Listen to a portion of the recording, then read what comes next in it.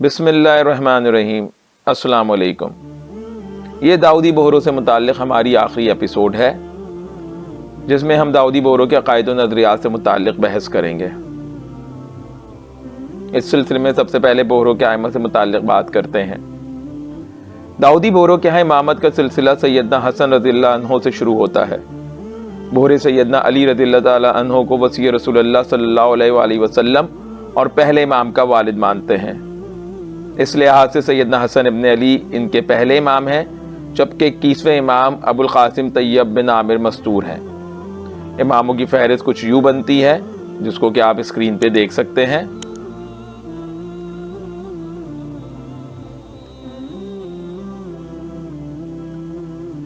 अब हम थोड़ा बोहरों के मजहब पर बात कर लेते हैं। बोहरे बातनी मजहब के पैरोकार हैं, जिनके नज़दीक कुरान के असल मायने व मतालिब सिर्फ इमाम पर ही ज़ाहिर होते हैं। ये ज़ाहिर शरीयत पर सख्ती से अमल पैरा होने के कायल हैं। बोहरों के नज़दीक अगले इमाम का तयन सिर्फ नस से ही हो सकता है। इनके नज़दीक इमामत इनके छठे इमाम इस्माइल बिन जाफ़र सादिक़ की औलाद में जारी रही, यहाँ तक कि इमाम तैयब बिन आमिर मस्तूर हो गए और उनके बाद दाइयों का सिलसिला शुरू हुआ। इनके अक़ायद में ये बात शामिल है कि एक जुज़्व इलाही ने आइमा में हुलूल किया है और सैयदना अली मा दीगर आइमा बतरीक़ वजूब मुस्तहक़ इमामत हैं। इसी सबब आइमा के मासूम होने के कायल हैं। इनके 13वें इमाम इस्माइल मंसूर बिल्लाह बिन मोहम्मद अल-क़ाइम ने अपने ज़माने में नई नई बिदात का आगाज़ किया। उसका दावा था कि उसके अंदर अल्लाह हुलूल कर गया है। इसी तरह उनके 16वें इमाम अल-हाकिम की बाबिद मौरक़ीन ने नबुव्वत व उलूहियत के दावों का जिक्र किया है। खुद बोहरों की किताबों में मरक़ूम है कि अल-हाकिम मिसले सैयदना मूसा अलैहिस्सलाम कोहे तूर पर जाते थे, जहां अल्लाह उनसे कलाम करता था। इमाम मिक़रेदी ने अल-हाकिम के बारे में ये लिखा है, ये नहायत मुतासिब, कमज़र्फ़ और बातिन शख्स था। इसने किसी से सुना कि जर्जीर सैयदा आयशा और अब्बासी खलीफा मुतवक्किल अब्बासी को मरगूब था। उसने हुक्म दिया कि आज से जर्जीर कोई आदमी इस्तेमाल नहीं कर सकता।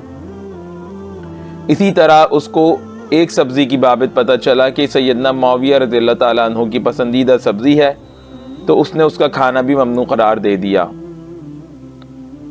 बग़ैर कांटों और छिलकों वाली मछली पकड़ने और खाने वालों के लिए उसने कत्ल का हुक्म सादिर किया, और आज तक शिया बग़ैर छिलकों वाली मछली इस्तेमाल नहीं करते।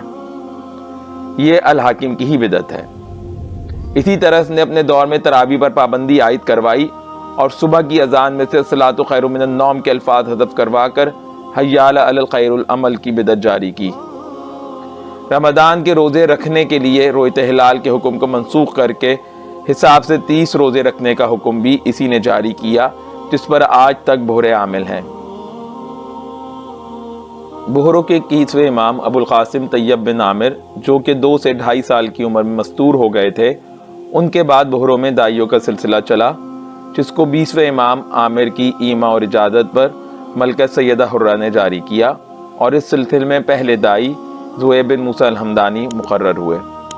हर दाई अपनी ज़िंदगी में अपनी क़ाइम मुक़ामी की नस्ल कर देता है, और जिसको दाई अपना जानशी बनाता है, वही मौजूदा दाई की वफ़ात के बाद अगला दाई मुक़र्रर होता है। इस तक़र्रुर से इख्तिलाफ़ करने का किसी को हक़ हासिल नहीं होता। जो इख्तिलाफ़ करता है उसको मुद्दई करार देकर बोहरी जमात से खारिज तसव्वुर किया जाता है। अक्सर लोग इमाम और दाई को एक ही समझने की गलती कर जाते हैं, जबकि ये दोनों अलग अलग मनसब हैं। बोहरों में इमामत का सिलसिला 21वें इमाम तैयब बिन आमिर पर ख़त्म हो चुका है, जो कि अलवियुन नसब थे, जबकि इमामत के ख़ात्मे के बाद दाई का इदारा जारी हुआ, जिसके तहत मौजूदा दाई सैयदना मुफद्दल सैफुद्दीन हैं, जो कि बोहरों के 53वें दाई और गैर फातमी और गैर अलवी नसब रखते हैं। अब हम बोहरों के मजहबी मनासिब देख लेते हैं। बाद इमाम बोहरों के यहाँ 7 मजहबी मनासिब और मदारिज होते हैं: दाई, माजून, मकासिर, मशाइख, आमिल, मुल्ला और मियाँ साहब।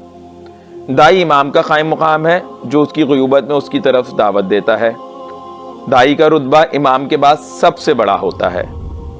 बोहरे दाई के सामने झुकते हैं, उनकी तरफ पीठ नहीं करते, اگر ان کے وضو کا بچا ہوا پانی مل جائے تو اس کو اپنی آنکھوں، ناک، کان میں ڈالتے اور منہ پر ملتے ہیں۔ دائی کے پیروں کی خاک کو آنکھوں کا سرما بناتے ہیں۔ الغرض غلو کی حد تک دائی کی تعظیم کرتے ہیں۔ دوسرا درجہ معزون کا ہے۔ یہ ایک طرح سے دائی کے نائب ہوتے ہیں، یعنی دائی کی غیر موجودگی میں دائی کے معاملات کو دیکھتے ہیں، جبکہ دائی کی موجودگی میں معاملات کی تحقیق کر کے دائی کے سامنے بھی پیش کرتے ہیں۔ تیسرا عہدہ یا درجہ مکاثر کا ہے، جو کہ معزون کے نائب ہوتے ہیں اور معزون کے لیے معاملات کی تحقیق کرتے ہیں۔ مکاثر یا مکاثر کے بعد مشائخ اور پھر عامل کا درجہ ہوتا ہے۔ ان دونوں کا کام بہروں کے دینی نظم کو برقرار رکھنا اور ان کے سامنے دائی کے احکامات پڑھ کر سنانا ہوتا ہے۔ البتہ عامل پیش امامی کے فرائض بھی انجام دیتا ہے۔ اس کے بعد ملا کا عہدہ ہوتا ہے، جو کہ نماز روزے کے مسائل کا عالم ہوتا ہے اور اس سلسلے میں مومنین کی رہنمائی کرتا ہے۔ دائی کی طرف سے ملا کو ایک گول پگڑی اعزازاً دی جاتی ہے۔ سب سے آخری درجہ میاں صاحب کا ہوتا ہے، جس کی حیثیت عامل کے نائب کی ہوتی ہے۔ اگر کسی سبب عامل مسجد یا مجلس میں نہ آ سکے تو میاں صاحب اس کی طرف سے متعین فرائض انجام دیتے ہیں۔ اب ہم بہروں کے مذہبی نظریات دیکھ لیتے ہیں۔ بہرے ہر سال 18 ذی الحجہ کو غدیر قم کی یاد میں میثاق دہراتے ہیں اور ہر علاقے کا عامل اپنے ماتحت مومنین سے میثاق لیتا ہے۔ اس میثاق میں عقائد اور مذہب کی باتوں پر قائم رہنے اور بری باتوں سے بچنے کا اقرار لیا جاتا ہے۔ بہرے اعلانیہ تبرہ نہیں کرتے، البتہ خلفائے ثلاثہ اور دیگر صحابہ معدود چند کو چھوڑ کر سب کو غاصب و عہد شکن مانتے ہیں۔ بہرے عمل کو ایمان کا حصہ مانتے ہیں اور اس باب میں مرجئہ کا بھرپور رد کرتے ہیں۔ یہ ایمان میں کمی و زیادتی کے قائل ہیں اور اسی سبب ان کے ہاں تجدید و زیادتی ایمان کے لیے ہر سال میثاق کی رسم ادا کی جاتی ہے۔ یہ ایمان و اسلام میں فرق کرتے ہیں۔ ان کے نزدیک اسلام ظاہری شریعت کا نام ہے، جبکہ ایمان باطن کا معاملہ اور تصدیق قلب کا نام ہے۔ قرآن کی سورہ اعراف میں مذکور اصحاب اعراف سے مراد ائمہ اہل بیت لیتے ہیں۔ اسی طرح بہروں کے نزدیک آیات وَلَوْ رُدُّوهُ إِلَى الرَّسُولِ وَأُولِي الْأَمْرِ مِنْهُمْ فَاسْأَلُوا أَهْلَ الذِّكْرِ إِن كُنتُمْ لَا تَعْلَمُونَ يَوْمَ نَدْعُو كُلُّ أُنَاسٍ بِإِمَامِهِمْ سے ائمہ اہل بیت مراد ہیں۔ بہروں کے نزدیک آل محمد میں ائمہ اہل بیت کے علاوہ ان کے معتقدین و متبعین، یعنی ان کی ولایت کا اقرار کرنے والے بھی شامل ہیں۔ البتہ حقیقی آل محمد ائمہ اہل بیت ہے، جبکہ ان کے ماننے والے مجازی آل محمد ہیں۔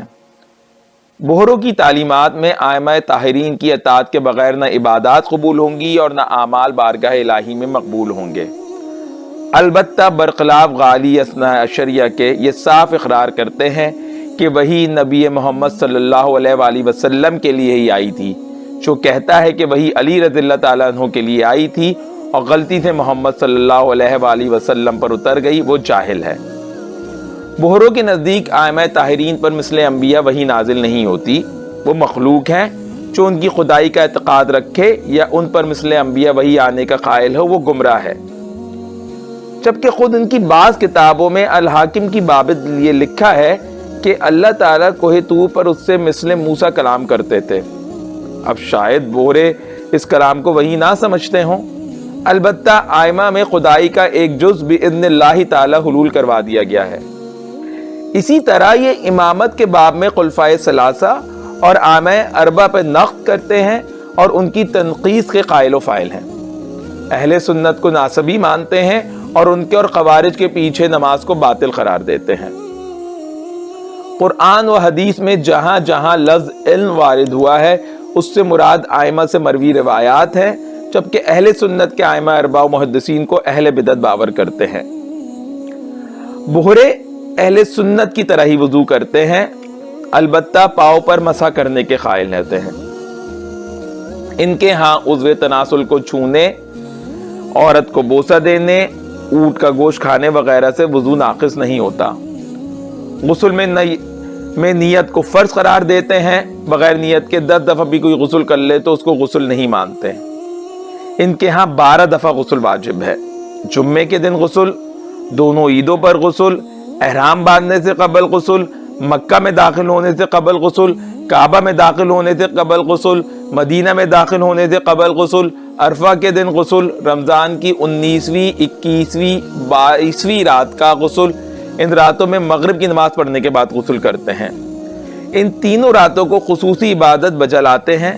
میت کو نہلانے والا نہلانے کے بعد غسل کرتا ہے۔ 5 وقت کی نماز کے قائل ہیں، البتہ ظہر و عصر اور مغرب و عشاء کو جمع کر کے پڑھتے ہیں، اور یہ جمع کرنا اول وقت ہوتا ہے۔ مولوی محمد نجم الغنی صاحب نے اپنی کتاب میں لکھا تھا کہ بوڑھے اہل سنت کی طرف افطار میں جلدی کرتے ہیں، جبکہ یہ بات درست نہیں۔